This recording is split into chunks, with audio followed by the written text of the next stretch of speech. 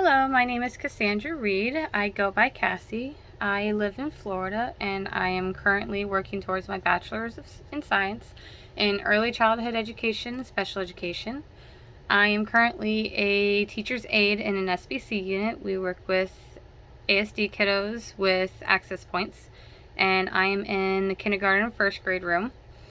I'm going into my second year with them come August. I'm also going into my fourth year with the school district though. I was previously a behavior assistant, so I've got the experience of working with all the behaviors that arise in our classroom. So that's been working out in my favor. I'm going to be talking about the dispositions that I feel that I possess as a teacher and some of the things that I think I need to work on, and also the qualities a professional educator should display. First, I think myself, I'm really good at separating my home and work life. I believe that if an adult is unregulated, then we can't regulate an unregulated child. That makes it really hard. You have to be able to separate your feelings from anything that's happened at home or in the morning before you get to school, or if you've got into a tiff with admin or a coworker, you have to be able to separate that when the students walk in your classroom, because especially in special education, they feed off of your emotions drastically, and you have to be able to control those. Also, being able to adapt in your classroom of how different students will learn. Some of them will learn at a different pace, learn different styles, some are hands-on, some can read, some can't, and I think it's very important that you're able to adapt your classroom setting and how you teach and how your lessons are, and I think I possess that really well. I'm really good at changing my lessons around when I'm running the classroom for my teacher in there. Another one is being able to form bonds, and when I was a behavior assistant, I think I learned that very well. If you don't have a bond with the student, then things aren't going to work out really well and they're not going to be listening to you. You have to be able to get on some sort of level with them. But also important is that you form relationships with the parents. And I think that's even harder these days, is if the parent is mad at you, the student's going to know. And your day and the child's day is probably not going to be the best of days. And another thing that I think I possess is reflecting on my day. Especially with behaviors in my classroom. I try to think about, after the day is done, how can I make this better? How can we change these behaviors? Why does this behavior keep happening? I think reflecting is really important when it comes to that.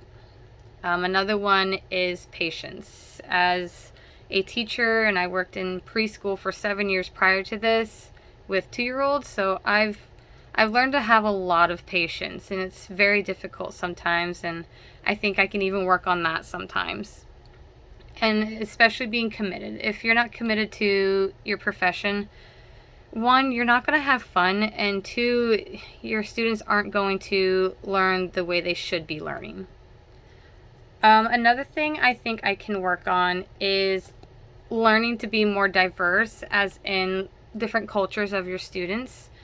Nowadays we have students that come in and they may not celebrate Christmas, or they may not celebrate different holidays or birthdays or something, and they might celebrate different things that we may not even have learned about before. And I think it's important to put that into your classroom and learn the cultures, or even if you're learning sign language for some students, or a different language in general that they may speak at home, just to help you to form that connection with the student in the classroom. And I think I can definitely work on that, because last year we've had a lot of different cultures and some students didn't talk it, so I picked up on some sign language as well.